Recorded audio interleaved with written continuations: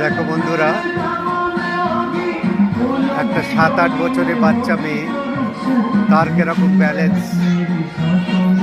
তার বাবা সামনে দাঁড়িয়ে আছে যাতে কোনো অঘটন না ঘটে। একটা থালার ওপরে হাঁটু দুটোকে ঢুকিয়ে দড়ির ওপর দিয়ে যাচ্ছে।